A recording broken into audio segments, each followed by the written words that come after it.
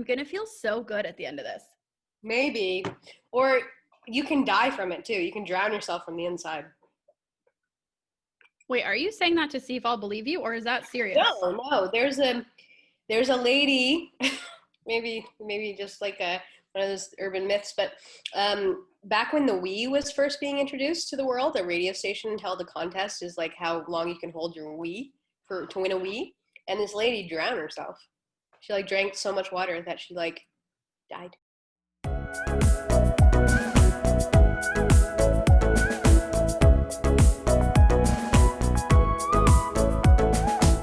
Welcome to Liquid Courage, the podcast where I, Amanda Pereira, sit down with a fellow female artist that I admire and ask them the questions I've never had the guts to ask them before. Sounds scary? Well, it is. So I use a little liquid courage in the form of their favorite drink. We cheers, chat, and connect as I attempt to soak up all the wisdom these women have to offer. Today I sit down with Nelu Handa as we attempt to drink an entire pitcher of water each before the episode ends. Is that safe? We have no idea. It seems Nelu has her hand in every comedy coming out of Toronto these days. You can catch her as an actor, a writer, or both in shows like Working Moms, Decoys, The Beaverton, Baroness Von Sketch Show, and Jan, starring Jan Arden. Jan Arden. So cool. She is the creator and producer behind Mirchi Comedy, a live show that features funny women of color. The show just got a spicy new look and has an upcoming virtual show on Thursday, September 3rd at 8 p.m. Eastern Standard Time. For more information about the show or anything else Mirchi Comedy, head to @MirchiComedyTO on Instagram. Nelu is definitely one of those people I've admired from afar for too long, both for her talent and the boss-like way she seems to operate. So I was thrilled and so nervous to finally have a one-on-one conversation with her. She is a writer, an actor, and a woman I admire immensely. Okay, so today we are drinking 8 glasses of water, and I want to know why 8? Like, why was that the number? I don't know. That's just what I've heard from every source that says how many glasses of water you should drink in a day. Oh. And I always try to make goals for myself in a day. I fail at them quite often, and I forget to make them. But drinking more water is always one of them, as I'm sure it is for everybody. So I thought, what better way to spend some time but drink 2 liters of water with you? Yeah, this multitasking. Yeah. I love it. Yeah. Pouring my first glass in preparation for this, I realized it's going to be my first glass of the day, and it is nighttime. Right? See? It's a problem. It is a problem. Your inside is dehydrated. You're like a dehydrator. Yeah, seriously. I'm a personal. Well, so and I drink. Actually, yeah. I also have my little pitcher here. I'm starting from here, so let's just see if I can finish this bruiser by the end of this conversation. I figured like this little line is going to be like my glass, like my official number of glasses. We have the same glass. That's adorable. Is it IKEA? Of course it's IKEA. It's like, where else? Where else? Also, I'm realizing how heavy this is or how I need to work out, because that was hard to, I held it up. Both. Probably both. I think that's also IKEA. It's a good look. Oh. I think the trick is just like slam it back. The whole Do you think? Yeah, just the whole thing. I wish I had smaller. I don't have any shorter glasses than this. No, you can fill it less then next time. Okay, I'll just fill it like to here. Maybe we should ceremoniously just do the first one together. Okay, love it. Just slam it back to you, Nelu. Cheers. Cheers. Oh. Okay. Oh. You're just frozen in a perpetual cheers. I love this. Did you freeze on me? Yeah.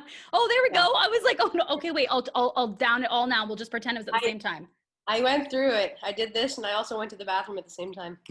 I just spilled it all over myself. Oh dear. I'm sorry. Of course, it was right at the cheers too that it froze. Right? Perfect timing. I love it. I'm gonna feel so good at the end of this. Maybe, or you can die from it too. You can drown yourself from the inside. Wait, are you saying that to see if I'll believe you, or is that serious? No. There's a lady, maybe just like one of those urban myths. But back when the Wii was first being introduced to the world, a radio station held a contest, is like how long you can hold your Wii to win a Wii. And this lady drowned herself. She like drank so much water that she like died. Like a Wii, like the video game console? Yeah, Nintendo. What? Yeah. How much water did she drink? I don't know, but I mean, what a stupid way to die. I feel bad for her. Is it 8 glasses? No, I'm kidding. Imagine it only took that much too. Right? Yeah, that's why they tell us to drink 8. 9 will take you over the edge, but 8. 9 will take us over. Yeah, the maximum. I realized too, I'm so loud when I pour my water. I'll do it away from my microphone. So I was like, oh. I'm okay with noisy eating. Okay. I think that's fine. Do you like ASMR? I don't like, whenever it comes up in my life, like I will pay attention to it, but it's not something I seek out. Like I don't think to be like, oh, I need to chill. Let me watch this. Yeah. Move a box. Like I don't, it's so fucking weird to me. It is. People make like a living off of it. That's great. Yeah. That's great. Yeah. Actually, Bobby Homer, a friend of both of ours, wrote, no. Nelu, you have such a good poker face. Can I tell you, I cannot count the number of times that I have interacted with you where I'm like, oh my God, like I'm going to piss my pants. I'm scared. But does she hate me? Is that where you go? Does she hate me? Did I say something stupid? Does she think I'm cool? Like, yeah. No, I think you're cool. I have a very sardonic like edge to me. I don't even think it's wit. I think I'm just sardonic. So I make people uncomfortable. I don't mean to. I really don't. I don't know what it is. I think I like look for a joke, or I'm like gone somewhere in my head, or I'm usually paying attention with somebody, but I just want to, I feel like I want to test like the relationship and how strong our bond will be, kind of thing. So if I'm that person, how do you respond to it? And if I get a read that like you hate it, then I won't be that person. But if you like it, then we're going to be doing bits forever. That's kind of where I go. I love that you're like, all right, I'm just going to test. So I know what this is right going into it. Like I know what I'm getting into. Yeah. It's all silly, I think. Yeah. Well, you're also like incredibly good at references. Like that was another thing. I was like, you're so good. You pull out references where I can't Google to keep up. Like I don't. The Wii story? Was it the Wii story? Okay, wow. Thanks to my mom, I do know what a Wii is. Like WII. Yeah. I know Nintendo. I have a Switch. Like, oh yeah, great. I'm up with that. But no, like it was in listening to, well, first of all, just like anytime if I'm around you and if you make a reference, but also I was listening to a bunch of your podcast episodes and I was like, oh, you are so fabulous at references. And that's one of my kryptonites. Like I'm always nervous that someone's going to make a reference that I'm going to be like, whoop, I have no idea what they just said. Oh, so I guess I should just say I'm going to disappoint you like through this whole thing. I don't think that's possible. I mean, you'll make references because they're references that you're familiar with. You know what I mean? Like that's a natural thing. You'll make references. I don't, that's so funny because I don't think of myself as someone who makes a lot of references, but that's, the more I know about myself, the better, I guess. So thank you for teaching me. Or you know what? Or just that you, because I don't think like in a conversation, I don't think you're like, oh, 50% references, 50% not. But just when you make a reference, it is so perfectly like attuned to that moment. And they're from a bunch of different places. Like it's not always from like one show. I make references from like Real Housewives and Friends. Like that's all I have. But like, yeah, incredible. Okay. Well, thank you. That's You're very welcome. kind of you to compliment me so lavishly. Well, what can I say? Well, even though I have been intimidated by you, like for sure, I've also been, oh my God, Nelu, for the whole time knowing you, and I don't know you that well, but anytime I run into you, first of all, I always feel like I make an idiot of myself when I run into you. Genuinely. Yes. No. Yes. One time I ran into you while I ran at full speed for the last ferry leaving Toronto Island with my partner holding the ferry being like, what, hurry babe, run. And I'm not athletic. I'm running. And then I just run on the boat and see you and I'm sweaty and disgusting. And I don't know what to say because I like admire you. We were all sweaty and disgusting coming We from were. Handa. It's like you're gonna be clean coming out from that. Yeah. No, I don't think that. Anyway, no. Well, anyway, listen, there's more of those. So I'm just gonna I just do. I mean, one time, just to give context, one time I ran into you at the ACTRA Awards and the Actors Union in Toronto.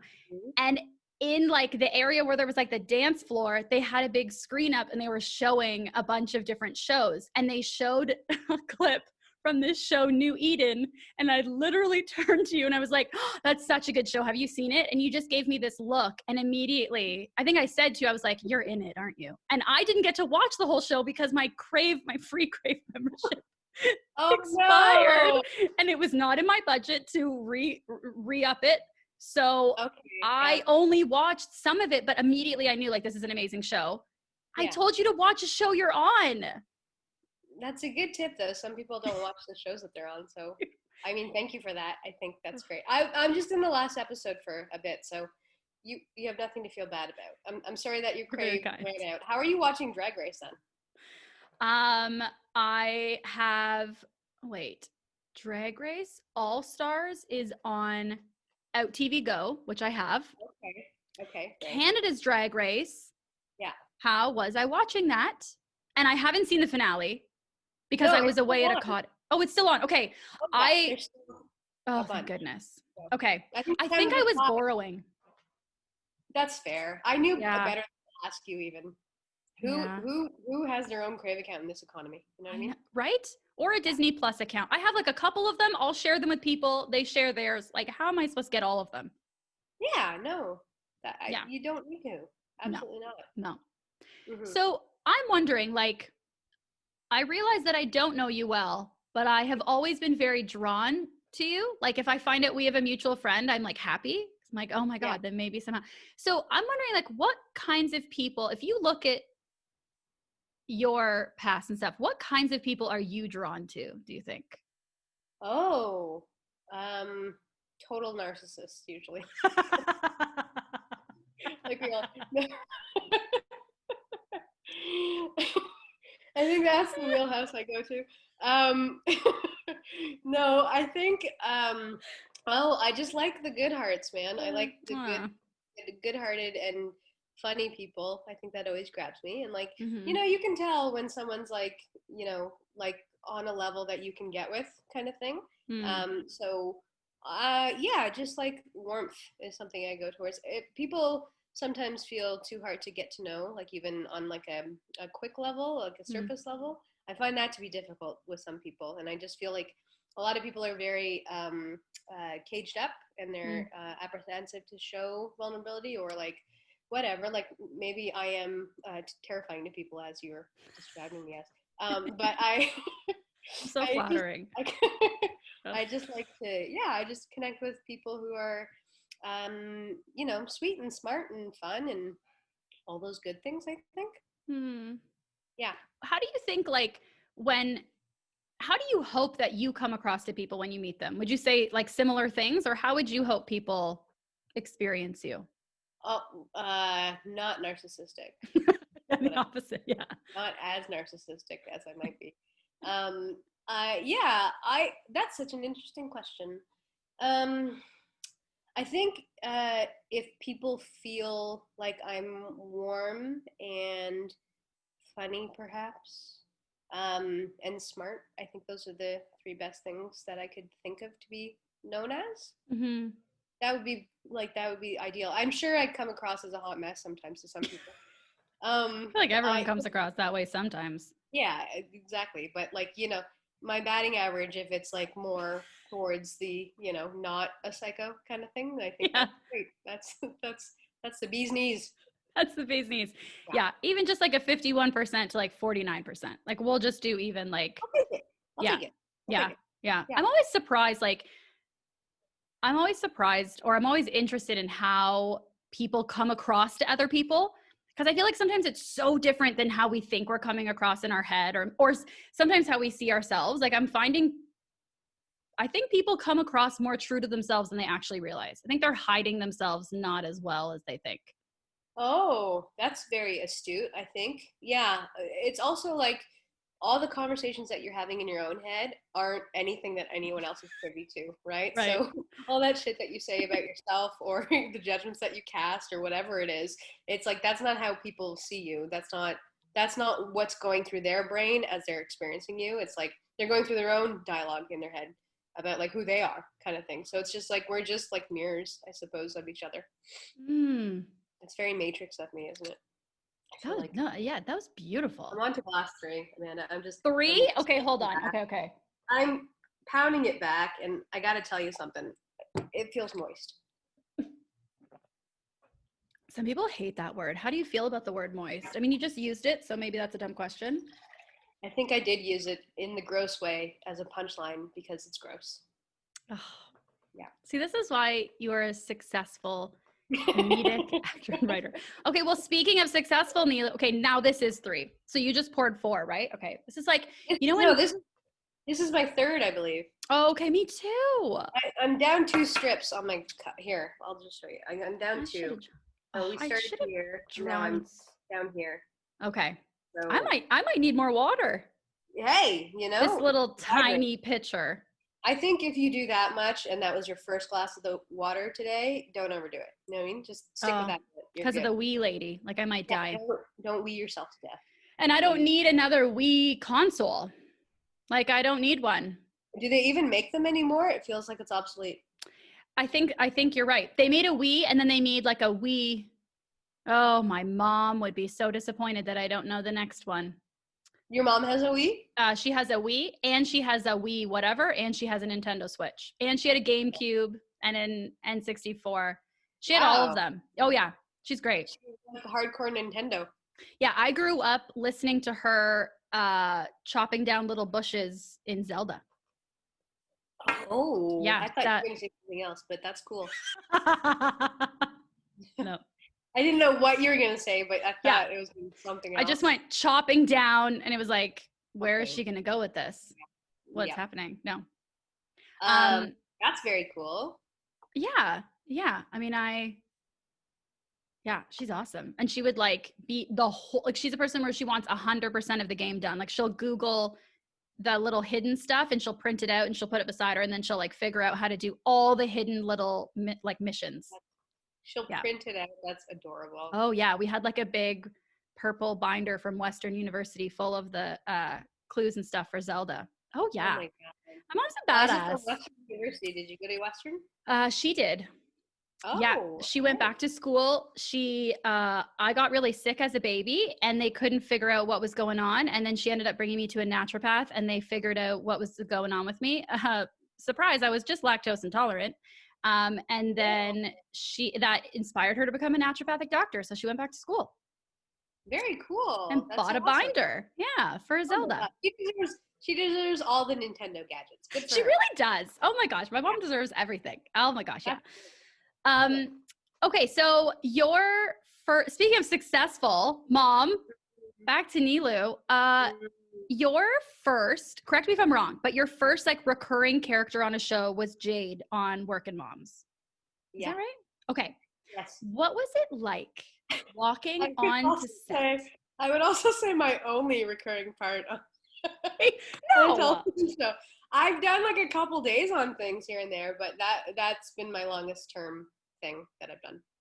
Yes, but I could also, I mean, I think Decoys is recurring. I think Avocado Toast is recurring. Sure. I'm sorry. Yeah, I was just thinking like television stuff, but yeah, for sure. I've been in those web series. Yeah. Fair. That's totally fair. Which I loved. Yeah, for sure. I'm like, no, now I'm like, oh my God, I blocked her in a corner. Like, what did I do? No, I just like that on me for not thinking about web series in those moments. But yeah, that's totally TV stuff. No, you're badass on screen. Like you have a lot. And I'm wondering what it was like walking onto set that first day on Working Moms. Like, did you know that the character, because sometimes you know the character is going to have a bunch of episodes and sometimes you don't know. Did you know already? I did know. Yeah, okay. I did know that I was going to be in every episode for the season. Which was like just such a boom. Like I didn't expect it, and it came out of like just a self tape that I sent, and then like I heard like a few days later, and it was like by the time when you're an actor, you know this. It's like you just shoot, like you just try and see whatever sticks. Like audition, you can't get too precious about it, and like hoping things come to you and stuff like that. And so I had reached a point, I think, in my experience where I was just like, oh, just whatever, put it out there. If it happens, it happens. And then it happened, and it was like, oh, this is a game changer for me. This feels incredibly good. And then, yeah, my first day on set was, it was incredible. I feel like I was completely underprepared for the day. Really? So I had, Why? like, 5 lines. I think there's this thing about, maybe it's just me, like, but as an improviser, you have this like fake confidence that you think you're going to just be able to get the lines and it's going to be fine because you know how to improvise. But then it's like, no, you have to know word for word and get on that in that spot with people that you just have met and like learn how to like connect with them and like say your lines in a way that doesn't feel like you're just reading them off in your brain. Act is the word that I'm looking for. So yeah, that first day I felt like I was a bit nervous. I was very nervous because the first scene that I shot was like after lunch. And I had been like waiting in hair and makeup forever, and it was a mommy and me circle, if you've seen the show. So we're like all sitting around in a group kind of thing, and Catherine's father was there, and if you know who that is, it's Ivan Reitman, who's a director. He's directed like Ghostbusters and like everything, and to me, he was very recognizable. Like I knew who he was instantly. And he was right beside the camera, so he was in my eye line, and I was just like, why is this happening? What? It just felt like a lot of pressure. It was crazy, but it was also like, this is so cool, that kind of thing. So I was a little bit out of my my zone as an actor in those moments because there was like just so many cool things happening around me too. And like your first scene is the mommy and me scene, which like has all the babies, and your character has twins. I was thinking like, not only do you get one baby, but you're gonna get two. Yep. Like, how is it working with them? Also, your twin boys on that show were so cute. They're very cute. And I have a secret, on-set secret for you. They're actually girls. Are they? They're still so cute. So but cute. okay, so how many of the babies on set are secretly another I'm trying to phrase this question. How many of the babies are being presented as boys but are actually girls, and vice versa? None. It was just my babies. Oh, just your babies. Yeah. But all the babies are twins. They swap them in and out, but I had both of them at once, which was very cool. That's what I was wondering, because for TV, often like if they're for viewers or listeners, if they're like casting a baby or a young child, they'll often cast twins so that like they can swap off and the baby doesn't have to have so much time on screen. I was like, does Nelu have quadruplets? Like, what is happening with her babies? Right? Yeah, no, they were just really cute kids who were very tired at the end of the day. Oh, just little hard workers. Yeah, it's so hard for babies, right? They don't know what's going on. They just want to like throw shit. Like, what are we doing here? Why do I have to behave as like a 1.5-year-old? Yeah, seriously. It was very tricky. I'm sure production had to pull their hair out a lot. Yeah. Yeah. I'm really good friends with the editor. And I was like, what was it like editing babies? Like, how's that? Yeah. Because it would be, that would just be so fun. It's funny. Sometimes I watch shows and I see like little babies or young little actors, and I'm jealous. I'm like, Amanda, let's check yourself. Like, you don't need to be jealous of a baby. Like, chill. Right. But still, you can be jealous of a baby. They don't know what's going on, you know? Yeah. Like, they get that bliss of ignorance. Yeah. So I feel like being jealous of a baby is the right way to feel. Thank you. That was so validating. Yeah, no, I support you. I support you in your struggle. Thank you. To that, I'm going to take another drink. I'm just topping this one off. Okay, fabulous. Finish it. I wonder when I'm going to have to pee. That's also a fun game. Because I have done the 8 glasses of water before, or like just tons of water in a day, and you do have to pee very frequently, and eventually you just pee out water. Like your pee should be crystal clear by the end of it, with like just a slight tinge of yellow. That's what you're shooting for. Should that be what your pee is all the time? Like, is that healthy? As a medical professional, in my own mind, I don't know. These are the questions I brought you on the podcast to ask you, Nelu. I'm wondering what my pee should look like. Yeah, no, That's we can Google that real quick I if could we can. also probably ask my mom, Yeah, like I do with every other. I actually I had to go in to get an ultrasound, and they oh, wanted me to drink they said drink like 750 milliliters to a liter of water an hour before you come. So I okay. did. I have never had to pee so bad in my life. Like I was in so much pain. And the Ooh, ultrasound technician, as she's doing it, she's like, "Oh, you're too full. Oh, you poor thing. Oh, hold oh, on." wow. I'm like, "Well, I don't know." She asked me to like pee a little bit out and keep some in. And she's like, "Never mind. You might not be able to do that." So she just did the whole thing. And I don't know. And then and then she's like, wait, don't go yet. I want to measure how much liquid you have in your bladder. And I just had to, I Oh don't my know. God. It was probably 750 milliliters. It was. I was like, that's how much I drank. So that's probably how much is in there. I could tell you that. Science. That's Yeah. just science. That's just science. That's a whole wine bottle of water that's in there. Let me go pee. Yeah. It Yeah. was, yeah, it What a was good awful. feeling it is to pee, though. Like when you Oh, really need to go, it is the most satisfying feeling. it's so satisfying. Ugh, ugh. Ugh. It makes you Especially feel if you so like, good. yeah. Sorry? If we have if we have to piss really bad in Yeah. the middle of this interview and we have to hold it and then wait until the end to go to the bathroom, it's going to be the best pee of your life. Absolutely. After this Mhm. podcast will be the best pee of my life. If we don't have to pee during, because if we have to pee during, we have to pee during. That's what we're doing. Um, No, I think let it ride. I think if you're gonna win it, if you're gonna be in it, you should win it. You know what I mean? you In can it to win it. dream it, That's you the. can do it. Yeah. Go Mhm. big or go home. Okay, so would you say that so you have worked on so many professional sets, Nelu? It blows my mind.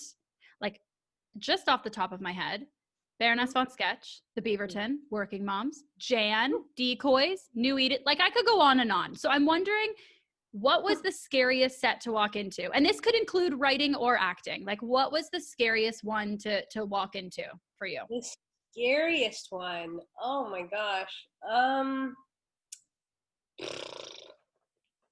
I don't really know. I don't know that I think about it in those terms. If it's scary, I feel like the most intimidating for sure was Mm, Working Moms because that was my biggest one to date kind of thing, and mm-hmm. I think maybe like um I ignorance is bliss kind of thing. So a lot of times I'll go on set and I don't know anything. So I'm just like, I'm having fun kind of thing. And I don't have to worry about being intimidated or anything by Mm-hmm. people. I don't really feel that a lot. But uh, yeah, I guess I don't have an answer for your question. Great. Well, do you get nervous for like auditions or self tapes? I know you sort of mentioned like it's like I just got to go in at this point and do it, but do you get nervous for those? Oh, for sure. Yeah, there's been lots of times when I get nervous. Mm. Absolutely. I don't think that goes away. I don't think any of that stuff goes away. Like I get nervous on camera sometimes too before I take, and Mm-hmm. if we have to like rush a shot or something and there's not much time and you're not going to get many takes, it's like there's a lot of pressure in my own head about like, oh, get this right.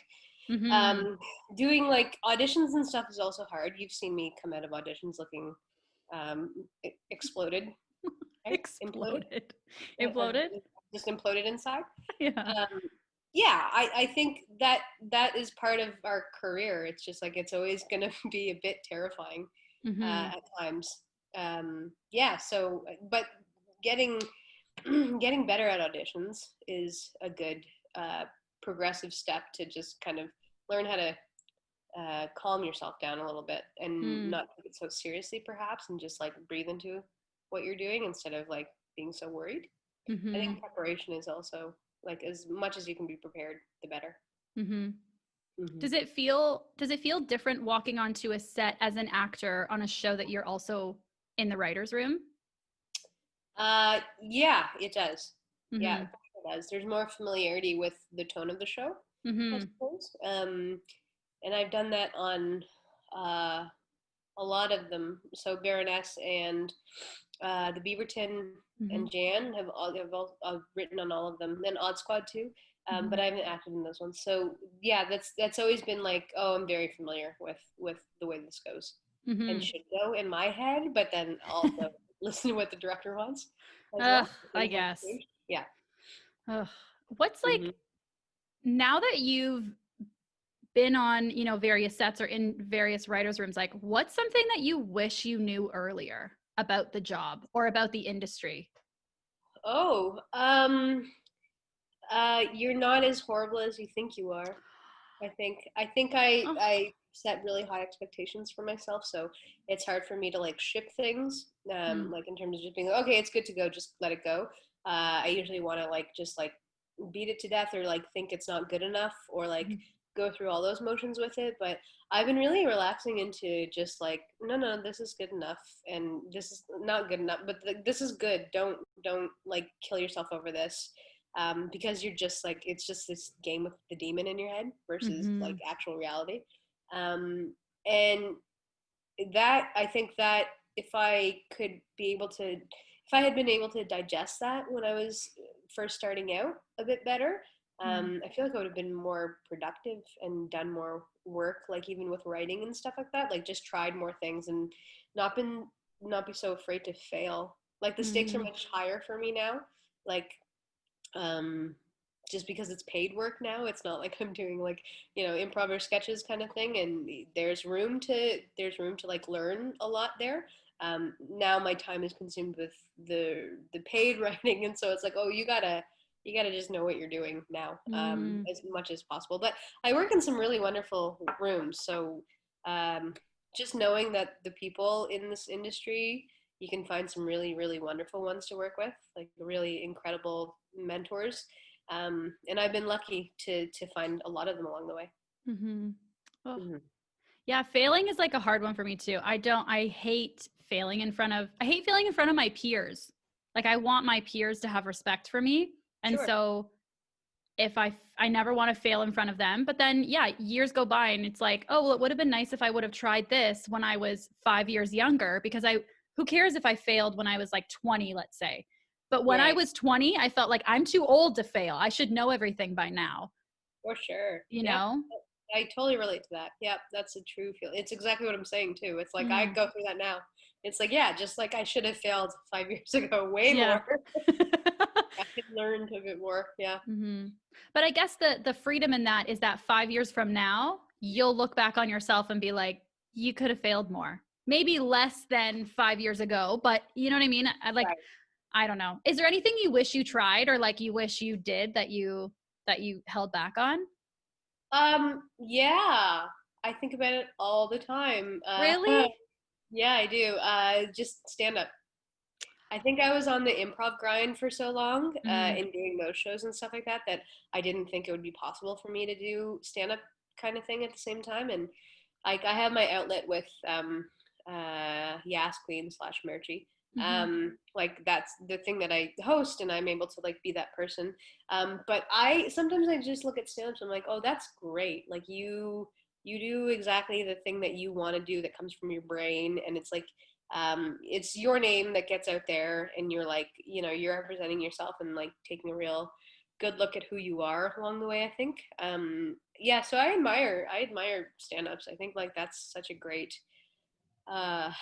skill to have. mm-hmm. Well, would Hmm. you ever do it now? um Maybe, yeah, maybe like I feel, no, I don't know. I mean, it's only two. It's like just because you wanted to do it before doesn't mean you still want to do it now. But you know what I Right. mean? But if you wanted to do it now, do you think you would do it now? I guess that's the difference. Yes, I would go for it, yeah. Hmm. Not in COVID times. I feel like that's hard. I do like Yeah. host the show, like Mirchi online, Mm. um, which is a great outlet for me, and like just um, I look for those opportunities all the time to just Hmm.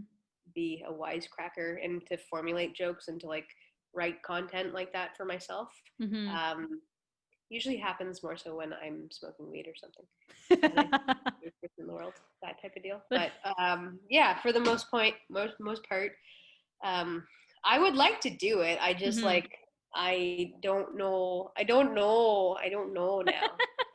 I'm not sure. I'd Yeah. like to like go to like New York or like Montreal and like or Los Angeles and just like pretend like I'm a stand up from Toronto. Yeah. and just be okay to fail over there. But it is kind of what you're saying. It's like it's hard to like fail in front of your peers. Yeah. Yeah, that's all. Which Yeah. I shouldn't care about. Like, don't people always talk about that? Like, just don't care about what other people think. Like, that's kind of a good thing in life. And Yeah. I mean, I don't know how the fuck to get there. People say it. I'm like, oh yeah, I agree with that. And then like, oh, well, I'm still replaying in my head how I told Nelu to watch the show she's on 2 years ago. Like I'm still doing that. So no, no, don't. yeah, I mean, I guess hopefully I try to just think like, okay, well listen, there's going to be a bunch of people who just don't think I'm great. And that's just that. Who cares? Like, yeah, I don't know, but it's hard. I also find that hosting comedy shows, I loved it because I've always wanted to kind of do stand up, but like it also has been the most terrifying thing in the world that I've thought like to ever do. But hosting is great because you kind of get to do like a 5-minute set, but no one's looking at you as a stand up. So you don't have that pressure. Like it's great. Totally, yeah. Yeah. And Yeah. it's also like hosting is fun for me because you get to set the tone Mm. as well. Like you're the person that the audience kind of like needs as a touchstone throughout the show, Mm-hmm. so that feels like a nice thing. And I loved hosting in Bad Dog for Yas Queen slash Mirchi. It's Mirchi Mm. now, so I'll It just is. call it Mirchi. Yeah. Because it's just like riffing with people and like playing with the audience and like just trying different shit with like the tech booth and stuff. It's like Mm-hmm. it's just so much fun Yeah. in real life. Yeah.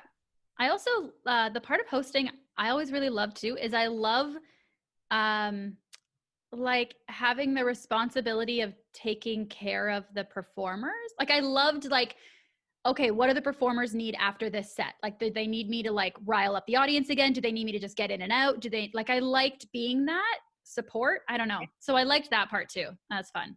Oh, I think that's great. That's very empathetic of you. Oh, Kudos. well, thanks, Nilo. Thanks. Um, Um, it's so funny that my mom came up earlier because I actually have a question for you from my mom, which you're the first. My mom listens to every episode, and you're the first guest that she wanted me to ask a question to. oh, that's so sweet. Aw. So, my mom is a huge fan of the show Jan. She Mhm. loves it. Mhm. Loves Jan Arden. She's constantly sends me like Instagram stories and posts and stuff. She's like, "Look at Jan. She's so funny sending me." Anyway, so she had a question for you from the show. Yeah. Yeah. Okay, so first of all, she wanted me to tell you because she knows that you had written for it or do write for it, and she wanted me to tell you that she thinks it is very well written from my mom. You're welcome. Thank you. And Thank you and very much. so sorry. I said thank you very much, Mom. Oh, yes. And she is wondering how much input does Jan Arden have in the writing of the show, or what storylines make it on the show? Uh, 100%. She's in the Love. room every day with us. We're writing Jan. season 3 right now over Zoom, and she's calling in from her house in Calgary, and she's very, very involved in all of it. So she signs off on all the storylines, and adds jokes all the time, and the show is very much her. Aw. Is she similar to the character she plays? No, she's like Jan. Jan in real life is like one of the most generous and kind and funny people I've ever met. And Jan on the show is a bit of an asshole, I think. That's what we portray. So she's not like her at all in that respect.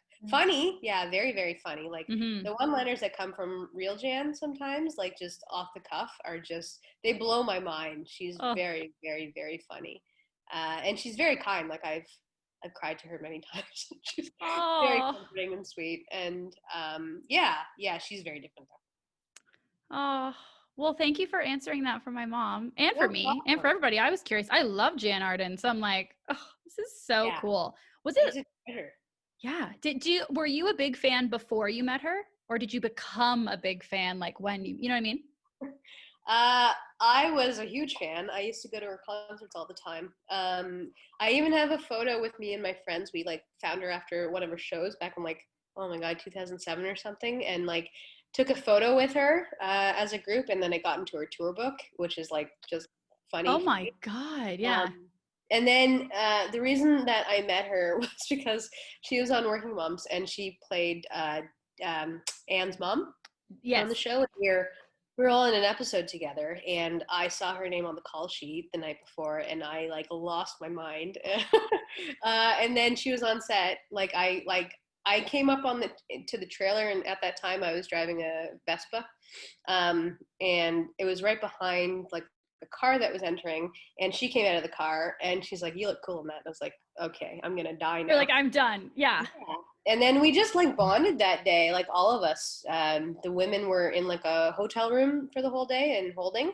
And so we just like talked, and I like tried not to fangirl so much, but fuck, I love her so much. And then she like asked for my number, which was like, what? And she also like posted a picture with me in it by the trailers. Like I was just with her and her dog and stuff like that. And I was just like, this is like, I don't know what life I'm living here.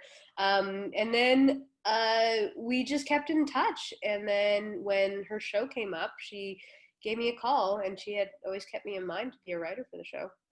Wow. So just what happened. Yeah. And I guess she knew you were a writer already? Yeah. She knew me from like Baroness on Sketch stuff, basically. Mm-hmm. Because she loved that show. So I think that was a good thing to have on my resume in that moment. You are such a celebrity, Nelu. Like I can't even handle. Oh, just like, yeah, I know you probably hate me saying this, honestly, but you can't. But like, that is probably one of the coolest stories I've ever heard from somebody that I know in real life.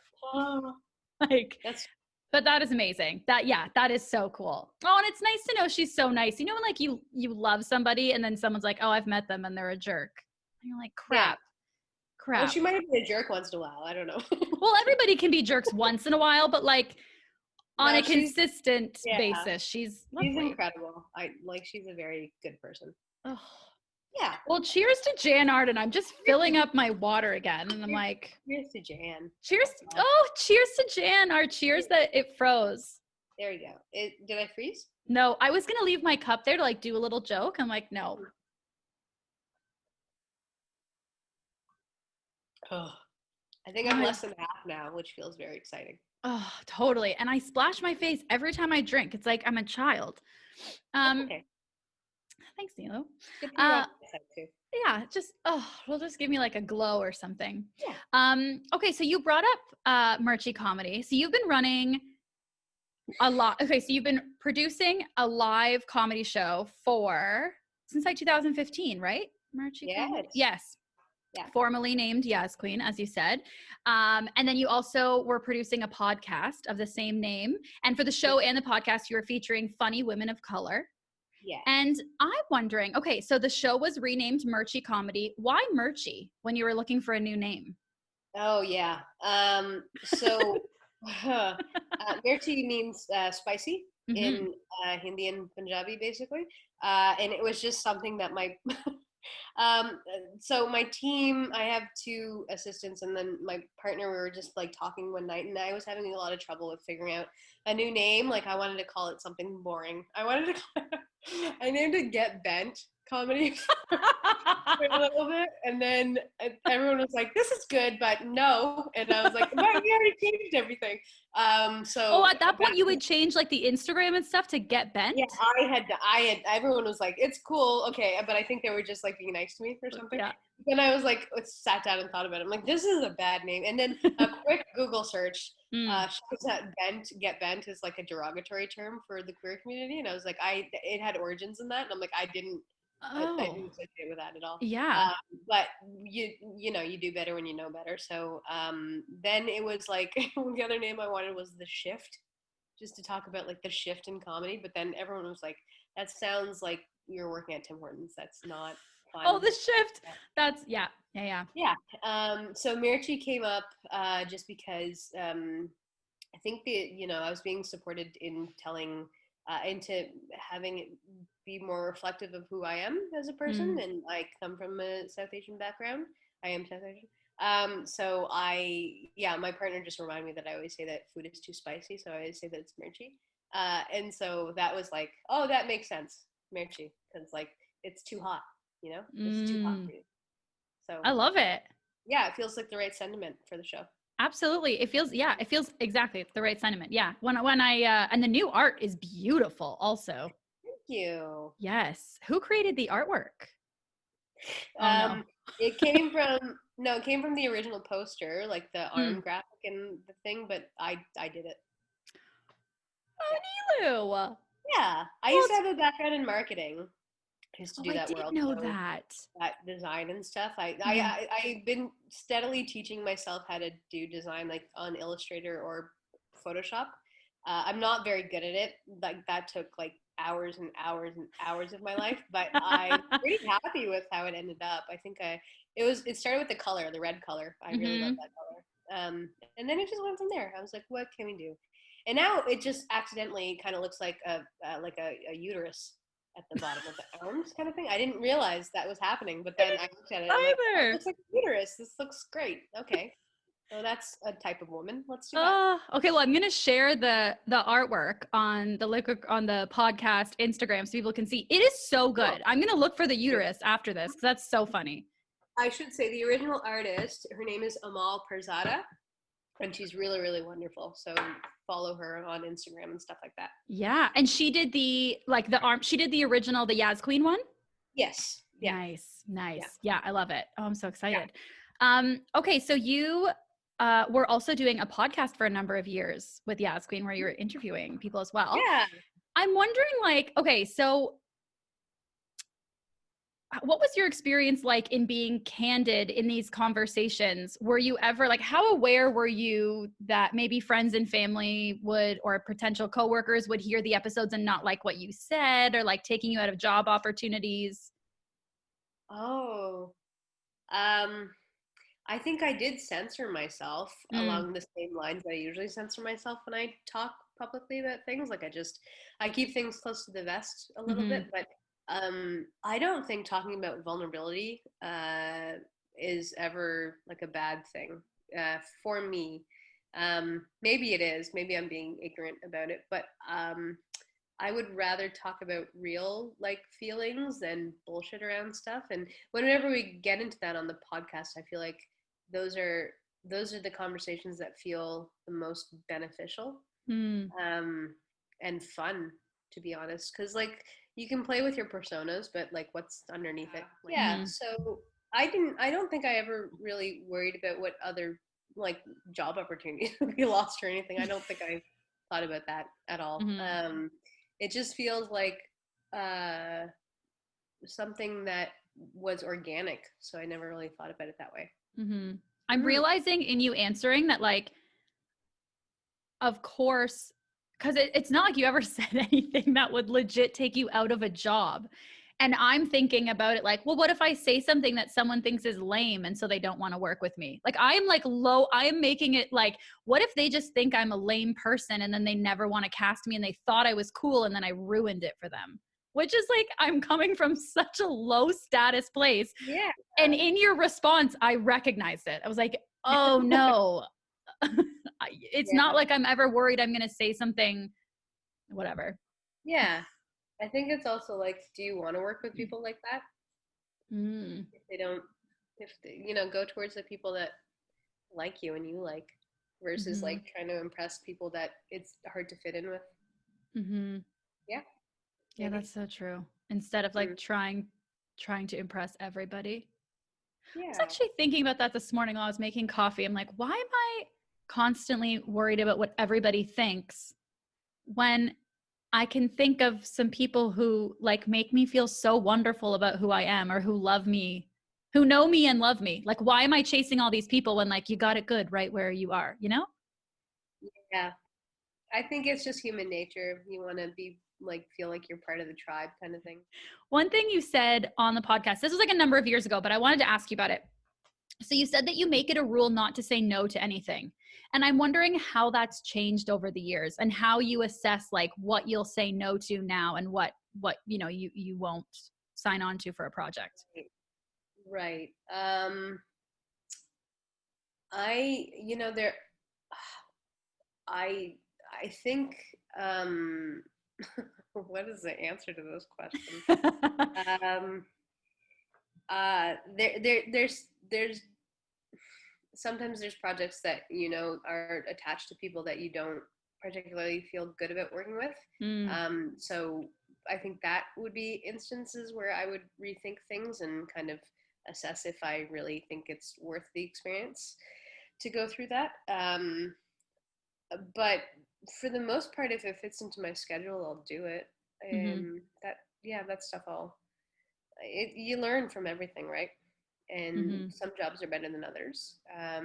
But it always feels like it's good to say yes and to be open to it, because I don't know, I feel like I've given a lot to this career and a lot of sacrifice, I think, and like being able to get to a place where you can pick and choose your jobs is like super ideal. I don't know that can ever happen for I don't know if on the regular basis, but it's yeah, I think being able to have a bit of self-respect and know what you want to work on versus what is going to feel like you're hating every single day. And a lot of it has to do with people and the dynamics in a group kind of thing.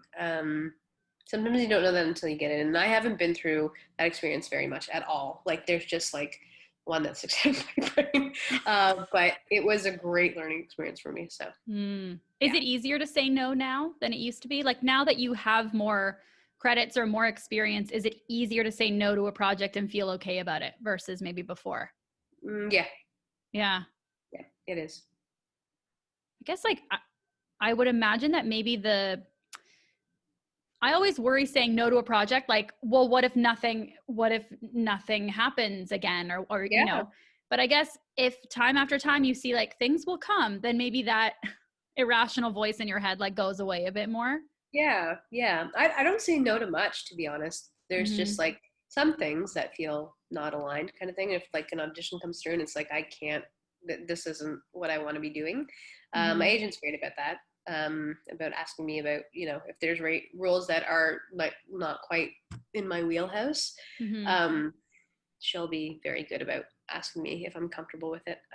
But yeah, I say yes much more often than no, because I hate being bored, and I'm much better functioning as a human for myself and everyone around me when I'm busy. Yeah. I was going to say, like, I feel like even if you were just in the writer's room for Jan right now and you were producing Mirchi, I feel like you would be busy. I'm like, that's a lot even in itself. Okay. I want to admit something. I'm going to finish this water and then I want to admit something to you very quickly. Sure. Okay. For the listeners, it's like they can't see me drinking this water. They're just going to hear it and it's going to be awful, but like enjoy. Drink along with us. Okay. Yeah.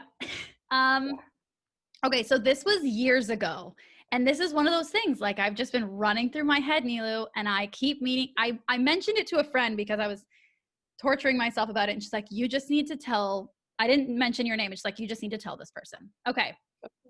So years ago, you asked me to perform on Yaz Queen with an all-female improv troupe that I was on. It was like back in like 2016 or something. And I remember going so back and forth because my hands are getting sweaty because I loved and respected the show so much. And in my head, so I should preface that myself and the whole troupe were white. And so are white, not were, they're all still alive, are white. But there are many times, actually only in this career, where I get mistaken. People think that I am not white. Right. So when you asked me, I thought like, oh no, maybe she thinks, I think you checked with me actually. You asked me. And you gave a date and I ended up not being able to do it. And then again, later, another performer was booked on the show and asked me to perform with them. And I declined because I was like, I don't deserve space on that show. Like I felt like I would be up there and everyone would think like, you're so a part of the problem right now. What are you doing up there?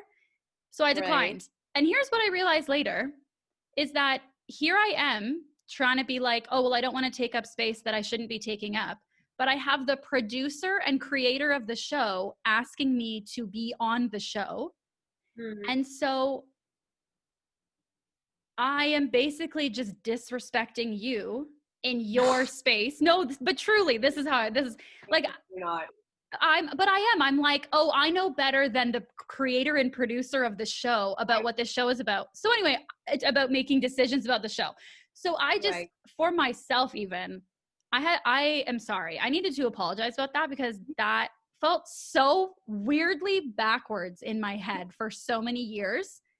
And I've never had the guts to tell you. And I was like, if I get her on the podcast, I have to just do it. I have to just tell her. I'm sorry that you felt that way. I don't feel that way at all. Yeah, that's a hard place to be. I made an assumption and I asked what your background was, type of thing. But if you didn't feel like taking up the space, it's such a personal decision. Like there was no animosity from me thinking that I know everything and I need you to be on. Well, about that show you do, it's your show. Here's maybe the caveat too, is that I really wanted to do the show. So I think I felt guilty I was like, I want to be a part of this show in any way I can. So like, yes. And then I felt guilty about wanting to be a part of it. And then I felt sad for not being a part of it. So it just, but in all of that, I let my own shit fog the fact that I completely undermined you. And so I apologize for that. You deserved better than that. Yeah, I felt no offense in any regard about that. I'm sorry you were carrying that for so long. Well, very often I think like you replay these moments in your mind and you realize like you said, I'm the only one replaying this moment. Like this is not, but thank you for asking me and reaching out. And like, I felt so valued as an artist when you asked me, truly, because I really respected and still respect the show. So like, I felt really cool to be asked. Oh, thank you. Yeah. I'm glad you felt that. I'm glad. Yeah, I love it. And if you ever need anybody to help out with the show, post, whatever. Yeah. My free labor is available anytime to help out with the show because big supporter. Okay, well, to finish up, on your podcast, you would ask your guests at the end like a handful of questions that was pulled from or inspired by I might say this wrong, the Proust questionnaire? Yeah, okay. The Proust questionnaire, that's right. So I sort of made my own little like handful of questions for you.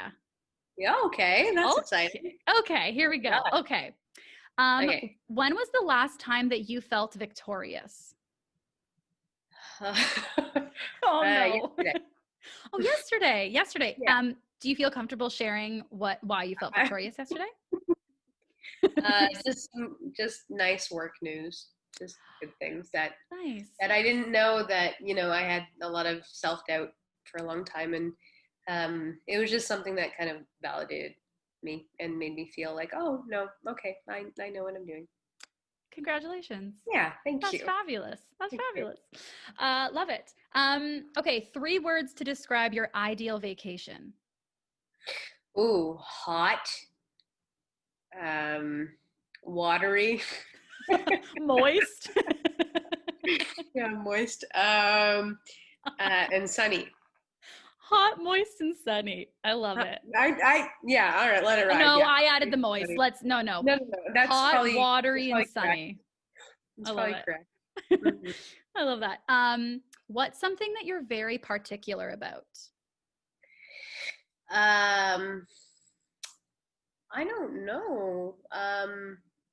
I think probably a lot of things, but probably food comes to mind. Great. Have you always been like, as a kid, were you particular about food as well? I just grew up in a family that was very focused on food. So I think I've realized in my adulthood that I'm also very focused about food. And I didn't really realize that for a long time, but now it's clear. I like it. Like I love cooking, and there's something about meal times that means something to me. I don't know. Yeah. Oh, I love that. That's so nice. Okay. If you were a contestant on Match Game, what 6 celebrities would make up your dream panel? Match Game. Okay. Wow. That's good. 6 celebrities. You can choose 4 if you don't want to choose 6, but. No, we can go for 6. Okay, I'd love it. I'd pick Tom Cruise. I'd pick Maya Rudolph. Oh, I'd pick Oprah. These are so generic, aren't they? Everyone. This is great. This. Who would I pick? I'd pick Rihanna. I wish I could think of like more creative, famous people to think about. Don't judge it. It's your dream celebrity dream panel. Yeah, I guess so. Who else would I pick? I can't think of anybody. Like, for some reason George Clooney's coming to my head, but I don't think that's actually a thing. I don't think that's true for me. Maybe Nicole Kidman, just to see how that happens with Tom. Oh, interesting. That would be fun. I'm gonna pick someone who's not like a movie star celebrity, just to seem like I'm cool and like well-rounded as a human being. I already think that you're very cool and well-rounded. So I mean, what's that? Margaret Atwood. Let's do that. Right. What's that? What's that Margaret Atwood? Fabulous. Never read a book, but I feel like she's probably give some interesting answers. Yeah, when you're picking your dream panel, are you picking people that you think would think like you so you'd get points, or who you just want to like see what they would say? I'm literally thinking about people that I can picture in my head right now. Like that's really how on the spot I feel by that question, and thank you for that. Oh, wow. This is just what you want right now. If you actually go on Match Game, like they'll recheck and they'll ask you again. Awesome. Yeah. Okay. My last question for you is, so on your podcast, you would always ask people which Golden Girl they are. And I have never, and again, this was something I was nervous about because I was like, references. I've never seen an episode of Golden Girls. Okay. So I'm wondering, again, I feel like I'm putting you on the spot. What Golden Girl would you say that I am? Oh, that's a great question. I think you are Rose. Okay. With touches of Dorothy. Oh. Rose is a very sweet-hearted, innocent type. She's a bit. They play her very dim-witted on the show too, but it's just this like sweetness that comes out from her, and she's kind of dumb. And Dorothy. Thank you so much, Nelu. Dorothy's a very like sharp, feminist type of vibe. I love that. Yeah. Okay, so I'm like a sweet-hearted, dumb feminist. Yeah, that's it. In the nicest way possible. I love it. Who would you be? Like, who do you resonate with now? Who would you be now? You're Dorothy. You're a straight-up Dorothy. Oh, so you think we're a little alike? Yeah, for sure. I'm really flattered by that. And I'm just going to say it. I think it's cool. Yeah. That's great. Oh. I want to add something. Yeah. Just because the conversation went off on a tangent when you mentioned Bobby Homer, and I just want to let Bobby know if he's listening that I love him very much, and I wasn't trying to diss him whatsoever. I think he's a wonderful human being, and I cherish him. Aw. Well, I'm sorry if you've been carrying that for this whole conversation. I have. The whole time I was like, I have to correct this because I feel like Bobby's going to hear it and be like, whoa, I knew. Aw. No. I will also say anytime I've been around either one of you, I can tell you really care about each other as friends. Like, you guys seem really sweet. Yeah. He helped me move into this place. Oh, he did? Yeah, he did. He's a good guy. He is a good guy. I forget why we brought him up. Oh, because he wrote a series. He wrote a web series, and in it, I didn't even know what ASMR was, but he wrote it into the script for my character. So they had to film me doing some ASMR, and I just had to Google it and be like, what is this? Oh, that's very cool. That's what it was. Yeah, I don't listen to it either. He's got his finger on the pulse, you know? He really does. He really knows what's hot on YouTube. All right, so I am going to down this glass of water. I didn't make it till the very end. I didn't make it. There's still a few, but maybe by the end of the night before I go to sleep. That's what it is. Listen, I will finish this by the end of the night for you and for us. Oh, I don't know why I'm doing that as if it's like really strong. I'm just like, I'm drinking it so fast that my throat hurts. Oh my God. Oh my God. Like poison. It's just like poison. It totally is. Yeah. Well, Nelu, I just want to say thank you so much for you doing this with me today. It's like, Thank you, Amanda. I had a lot of fun. I'm very blue right now. I feel this like computer screen is very blue. My lighting is horrible. But I'm glad I'm glad to have done this with you. It was very fun. it was. And like, yeah, you were like one of the first names I thought of like, oh, I finally have to just fucking sit down and talk to her for more than 3 minutes and just be open that.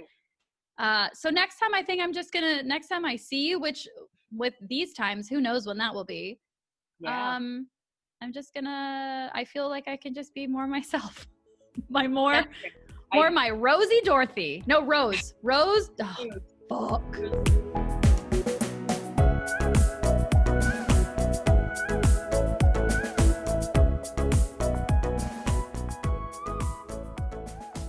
Thank you so much for listening to this episode of the Liquid Courage podcast. If you liked what you heard, please help me out by leaving a rating or a comment on your Apple Podcast app or on YouTube or wherever you might be listening from. And if you're like me and you have an awful memory, or you just don't want to have to remember when the next episode comes out, hit that subscribe button and the newest episode will automatically download for you. Just like magic. I love it. You can also follow the podcast on Instagram at Liquid Courage Podcast and on Twitter at Liquid C Podcast.